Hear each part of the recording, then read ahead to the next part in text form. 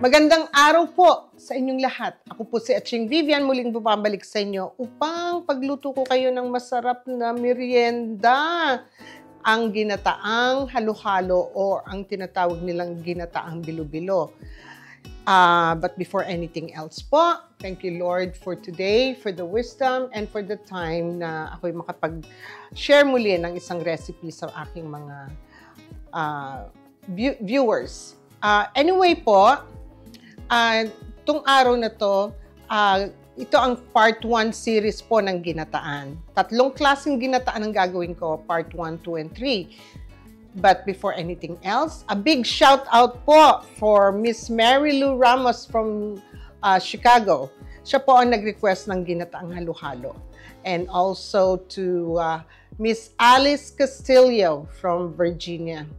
And mga walang sawang nanonood sa akin, si Yap 2127 and Work From Home Mama 721, Elena Marcelino.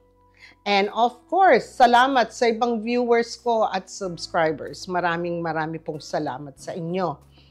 Gaya ng sabi ko, gagawa ako ng 3 series ng ginataan. For today, ginataang halo-halo or ginataang bilo-bilo. Sa second series, we will make ginataang mais.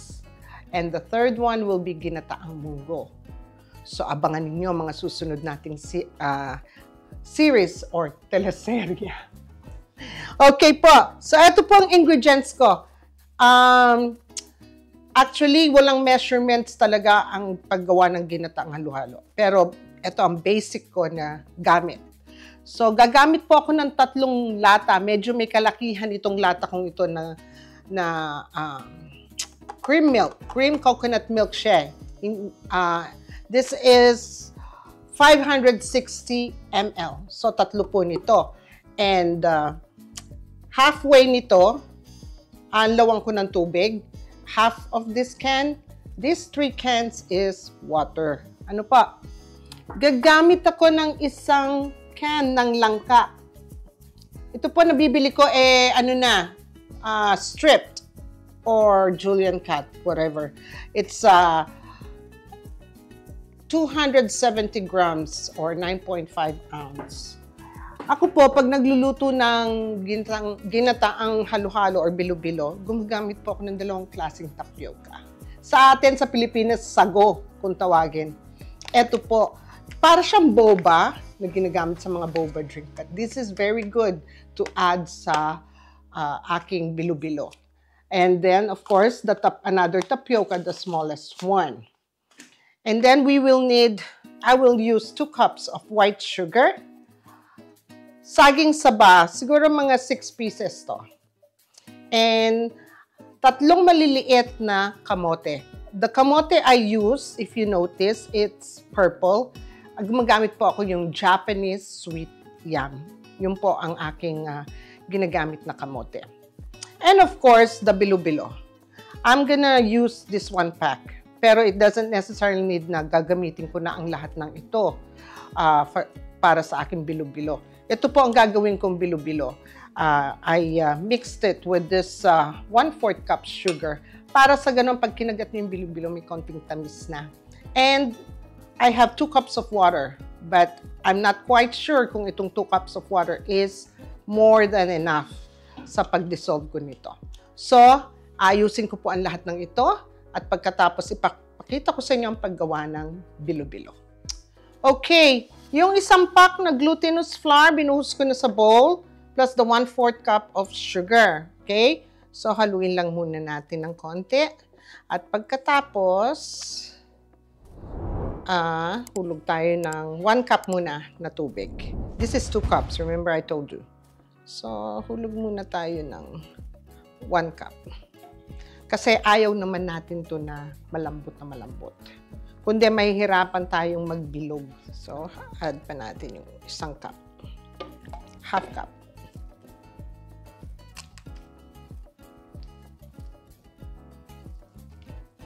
Yun po ang tamang sistema ng pag-ano nito. Yung dahan-dahan muna yung tubig para sa ganun hindi siya watery. If in the event naging watery siya, dagdag lang kayo ng extra glutinous flour hanggang sa madali na siyang i-mold. Okay, so bali yung 1 pack na glutinous flour plus 1/4 cup of sugar, ang nagamit kong tubig is 1 3/4 cup of water. Okay? Kaya yun ang sinasabi ko, dahan-dahan yung ilagay yung tubig kasi ayaw ninyo ng sobrang lambot. This is the perfect consistency of the glutinous flour for the bilo-bilo. Sa Pilipinas, papagiling lang kayo eh. And ang ganda ng consistency ng paggawa ng bilo-bilo sa malagkit na rice. Okay? So basically, it's up to you how big you want it. Pero ako ganyan lang kalalaki ang aking ginagawa na bilo-bilo. You can also do this ahead of time. Kung halimbawa, magluluto kayo bukas, you can do it a day before para dire-diretso ang pagluto nyo. Pinakikita ko lang sa inyo kung paano gawin to. But realistically, ako po, ginagawa ko to ahead of time. Freeze it. Fini-freezer ko po to. Pagka na-freeze na at matigas na, ilalagay ko na sa ziplock lahat yung bilo-bilo. Okay? So, tapusin ko lang ito, paggawa ng bilo-bilo, tapos tayo magluluto ng ginataang halo-halo. Alright, yung mga bilo-bilo, nagawa ko na, napakadami, pero hindi ko gagamitin po lahat yung bilo-bilong yan kasi masyadong lalapot ang inyong ginatan. Ayaw nyo ng super lapot kasi pag lumamig, mapipilitan kayo magdagdag ng tubig or coconut milk para mawala yung sobrang lapot. The more na lumalamig to, the more na lumalapot. Okay? So, itong ginatang halo-halo natin na bilo-bilo, inumpisahan ko na po yung 3 cans na malalaki ko na can na coconut cream. Coconut cream po ang ginagamit ko. And each can is 560 ml. Okay? So, nagdagdag din ako ng tubig, gaya ng sabi ko sa inyo. Each can, kalahating tubig, inanlaw ko yung mga natira pang mga residue ng coconut cream dun sa lata.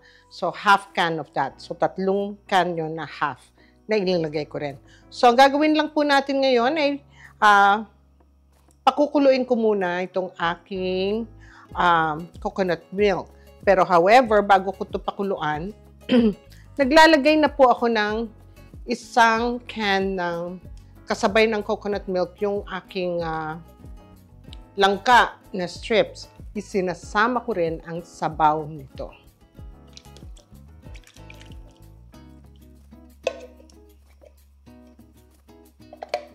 Sa atin sa Pilipinas, yung sariwang langka, napakasarap nun. Dito, meron din naman nabibili dito, kaya lang I do the shortcut. I use the can na langka. So, pakukuloyin ko lang po ito. At pag kumulo ito, ilalagay ko ang ating kamote. Tingnan nyo naman ang ating kamote, purple. Ito yung Japanese sweet yam. Yung mga iba, naglalagay sila ng purple color para lumitaw ang lumitaw purplish color ang ginatan. This will come out naturally with this ubi yam.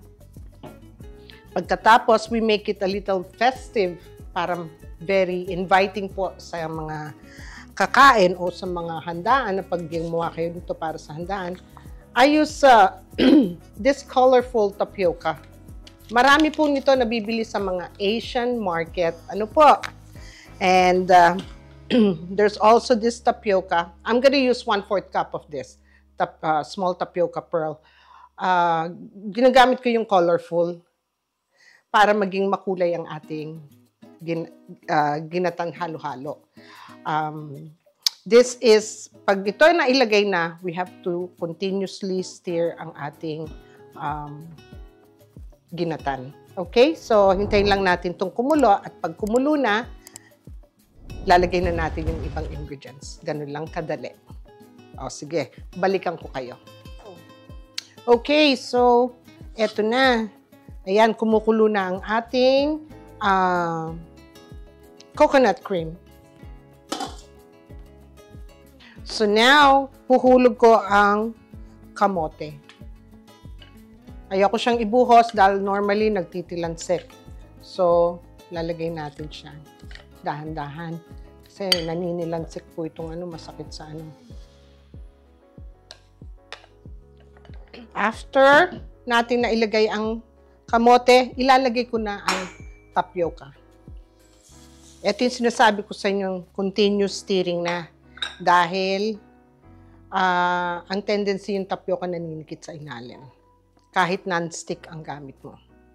So, lalagay ko na rin po. I've always put 1 pack.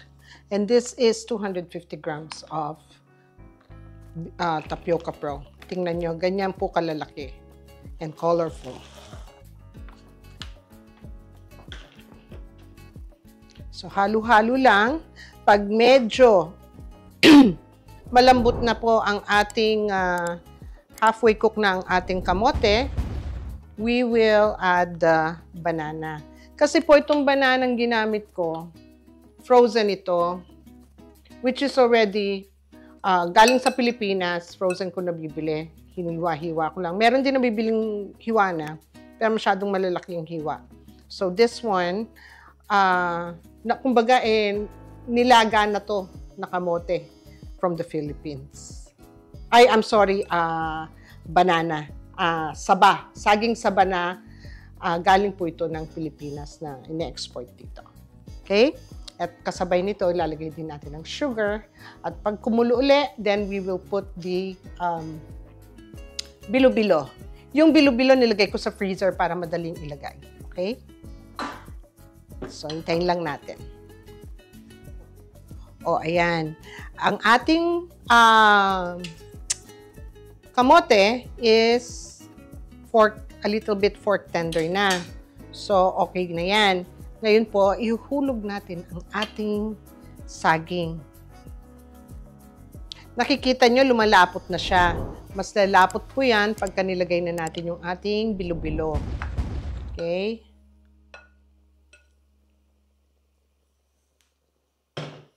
At ilalagay na rin natin ang ating 2 cups of sugar.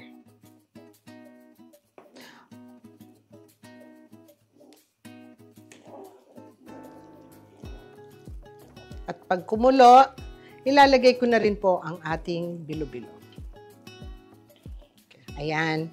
So, kung makikita ninyo, ang ating ginatang halo-halo, napaka festive. Huwag kayong mag-alala kung nakikita nyo yung sago, parang hindi pa fully luto. Maluluto po yan sa init niya. So, not to worry. So, now, nailagay na natin yung saging at sugar. At ilalagay naman natin ngayon ang ating bilo-bilo. Ito po yon. Hindi ko ilagay lahat kasi masyadong lalapot ang ating ginatan. So, maglalagay lang tayo ng konti, kalahati po nito. So now, ilalagay na po natin ang ating bilo-bilo. Okay? Huwag sabay-sabay kasi ang nangyayari, naninikit. Kaya pag nilalagay ninyo, hiwa-hiwalay yung ilagay na pwesto. Huwag sa isang bagsakan kasi magdidikit. Tapos haluin nyo lang muna. Okay? So, lagay pa tayo.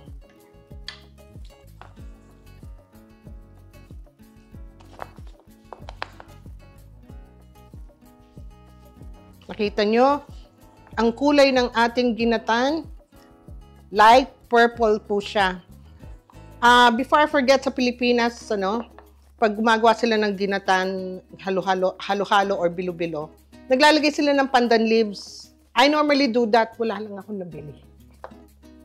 So, pero okay pa rin. That just enhance the flavor. Haluin nyo lang. Kailan nyo malalaman luto ito? Pag ang bilo-bilo nyo ay naglutangan. Pag lumutang po ang bilo-bilo, parang palitaw, ibig sabihin, luto na po ang inyong ginatang halo-halo. So, haluin lang natin ng haluing mabuti. So, ayan. Kung makikita ninyo ang aking kawali, Halos luto na ito. Nag-translucent na ang ating bilo-bilo. So, kita nyo naman, napaka-colorful. At ito ang tamang consistency po ng liquid niya. Just in case na padami ang inyong bilo-bilo dahil gusto nyo na marami. Or, don't worry about it. Dagdag lang kayo ng coconut milk. Yun lang po yun. And i-taste nyo kung tama na yung asukal. Siyempre, the more tayo nagdadagdag ng coconut milk, tumatabang na naman. So, with this ingredients I have, tama lang ang tamis, tama lang ang lapot, tama lang lahat ang mixture ng ating ginatang halo-halo. So, yun lang to ng haluin. At maya-maya ipapakita ko sa inyo ang plating nito. So, this one is already done. Okay? Makikita ninyo. Okay, let it rest for about 5 minutes. Tapos ipi-plating ko po. Ayan po. Natapos na natin ang ating ginatang halo-halo or bilo-bilo. Kung makikita ninyo, ang ating bilo-bilo ay tama lang ang lapot at lahat po ng ricados ay napakagandang tingnan. Very colorful and festive po ang ginatang halo-halo natin. Ito po siya. Okay, tikman natin kung anong lasa.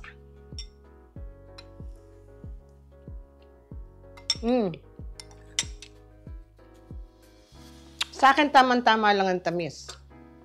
Pero kung kayo ay not sweet person, umpisahan ninyo sa 1.5 cup na sugar. Okay? So, before anything else, gusto kong magpasalamat po sa lahat ng aking viewers and subscribers. Share it po ninyo ang ating video para marami tayong nagluluto ng iba't ibang klaseng kakanin or ulam or anything na niluluto ko para tayong lahat ay sabay-sabay magluto. Paano po? Maraming salamat po. To God be the glory. Dakala salamat. Maraming salamat. Naway kayong magkaroon ng mapayapang araw. God bless you all.